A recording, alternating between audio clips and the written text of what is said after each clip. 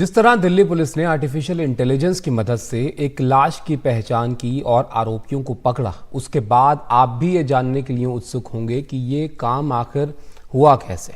Delhi police ने AI की मदद से आखिर लाश की तस्वीर में क्या क्या बदलाव किए जिससे उसकी पहचान हो सकी। इसको समझने के लिए हमारी ये खास रिपोर्ट आप देखिए।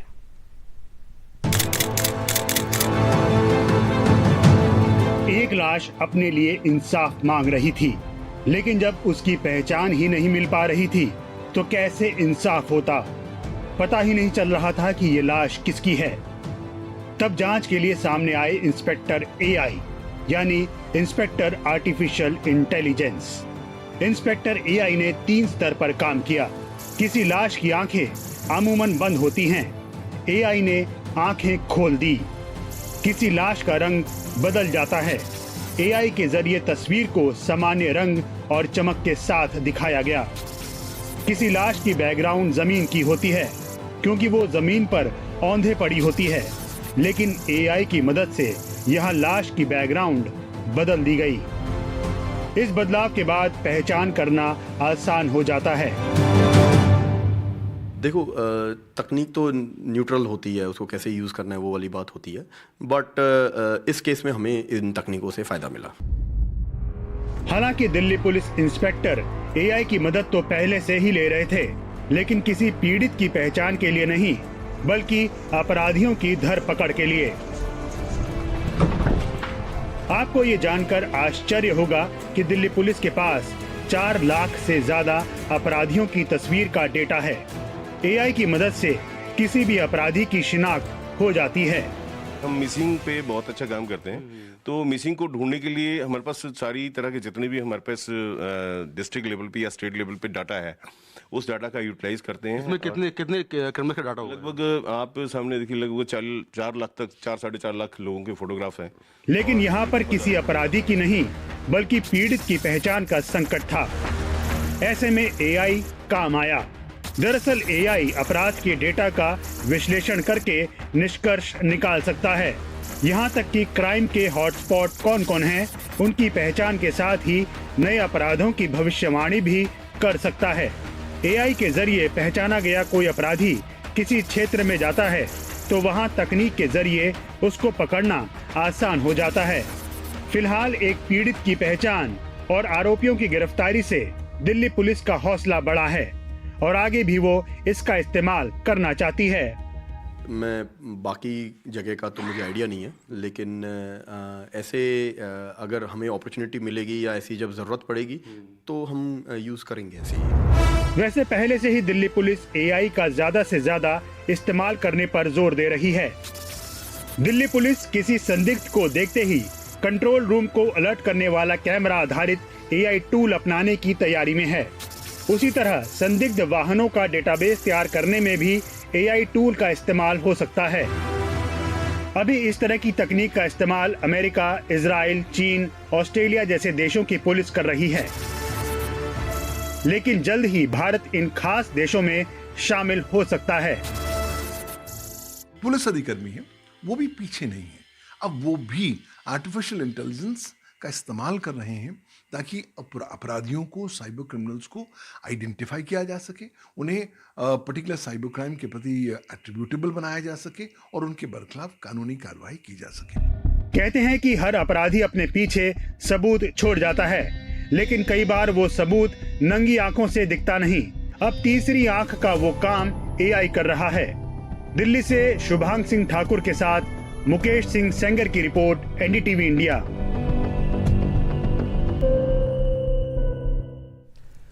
ज़माना आर्टिफिशियल इंटेलिजेंस का है और इसका फ़ायदा कई क्षेत्रों में लोगों को हो रहा है, लेकिन इसका शानदार फ़ायदा उठाया दिल्ली पुलिस ने। दिल्ली पुलिस ने एक हत्या के रहस्य को आर्टिफिशियल इंटेलिजेंस की मदद से सुलझा लिया। ऐसे में इस तकनीक को आप एआई नहीं बल्कि इंस्पेक्टर एआई कह सकते हैं।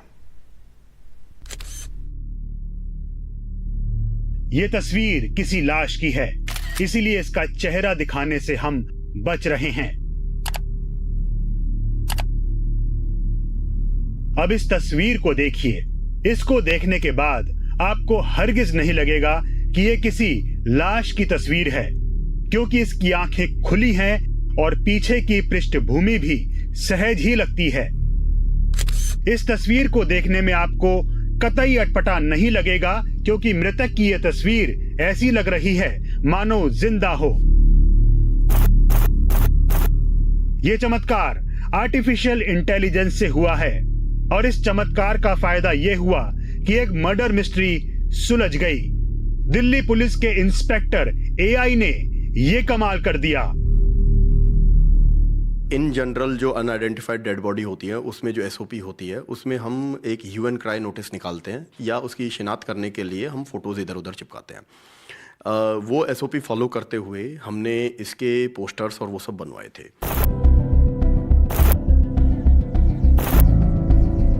जमाना आर्टिफिशियल इंटेलिजेंस का है। इसका फायदा दिल्ली पुलिस ने उठाया। 10 जनवरी को दिल्ली पुलिस को गीता कॉलोनी फ्लाईओवर के नीचे एक युवक की लाश मिली। पोस्टमार्टम के बाद पुलिस को पता चला कि हत्या गला दबाकर की गई है, लेकिन बॉडी के पास से ऐसा कोई भी निशान या पहचान पत्र नहीं मिला जिससे उसकी पहचान हो सके। 10 तारीख को कोतवाली के इलाके में हमें एक डेड बॉडी मिली थी। मेल की डेड बॉडी थी और उस पे कोई डॉक्यूमेंट या आइडेंटिफिकेशन का मार्क नहीं था जिससे हमें पता लग सके कि ये किसकी डेड बॉडी है। दिल्ली पुलिस समझ चुकी थी कि कातिल ने बेहद शातिर तरीके से काम किया है। उसने लाश को ठिकाने लगाने के लिए गीता कॉलोनी के फ्लाईओवर के नीचे का इलाका खोजा था। पुलिस डेड बॉडी तक तो पहुंच गई, लेकिन सवाल पहचान का था। इसके लिए उत्तरी दिल्ली पुलिस ने आर्टिफिशियल इंटेलिजेंस की मदद ली।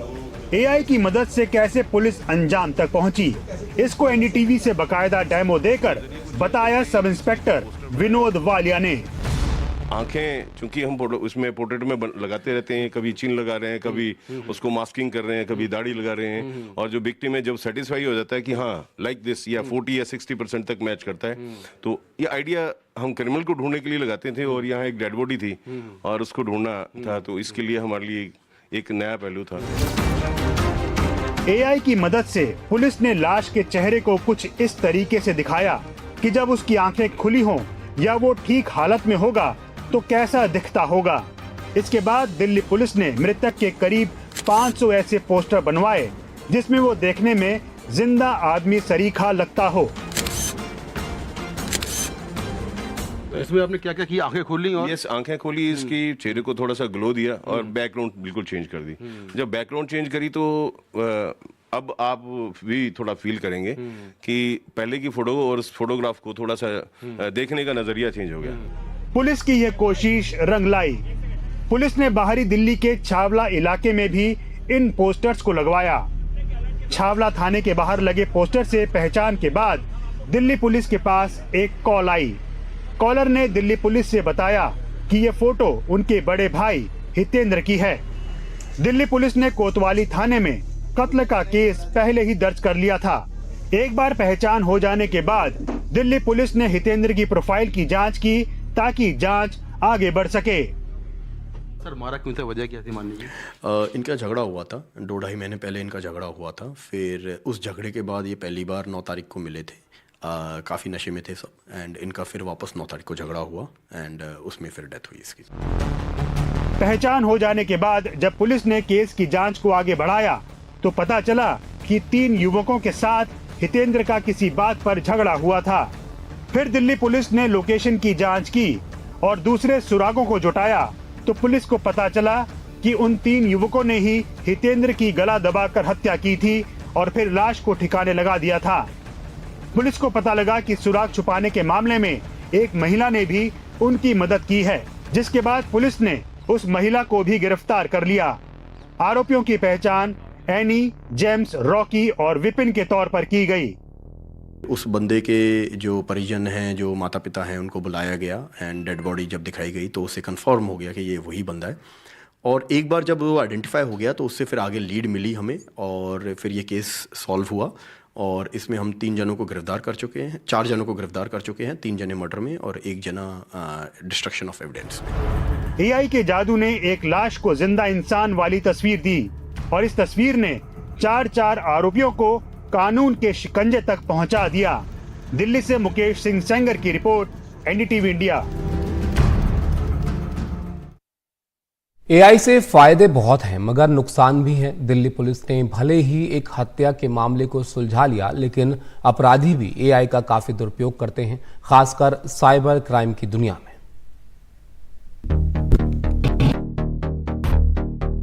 आर्टिफिशियल इंटेलिजेंस के इस्तेमाल से जहां पुलिस अपराधियों पर नकेल कसना चाहती है, वहीं अपराधियों के लिए भी एआई वरदान साबित हो सकता है। अब साइबर क्रिमिनल्स साइबर क्राइम की गतिविधियां करने के लिए आर्टिफिशियल इंटेलिजेंस का सहारा लेते हैं। न केवल वो साइबर क्राइम्स करते हैं आर्टिफिशियल इंटेलिजेंस की मदद से, कई बार वो साइबर क्राइम्स करते हैं आर्टिफिशियल इंटेलिजेंस को टारगेट करने के लिए। और अब तो नई कहानी ये आ गई कि साहब साइबर क्रिमिनल कहता है कि मुझे अपने हाथ गंदे नहीं करने, मैं खुद इंस्ट्रक्शंस दूंगा आर्टिफिशियल इंटेलिजेंस को और वो मेरे बिहाफ पर कोई भी गैर कानूनी गतिविधि करेगा। अपराधियों ने किस तरह एआई का इस्तेमाल करना शुरू कर दिया है, इसको समझ लेते हैं। एआई के जरिए साइबर क्राइम बढ़ रहा है। इसमें आवाज और चेहरा बदलकर ठगी की घटनाएं सामने आ रही हैं। एआई से असली और नकली का भेद करना मुश्किल हो जाता है। साथ ही फर्जी और फिशिंग मैसेज भी धड़ल्ले से भेजे जाते हैं।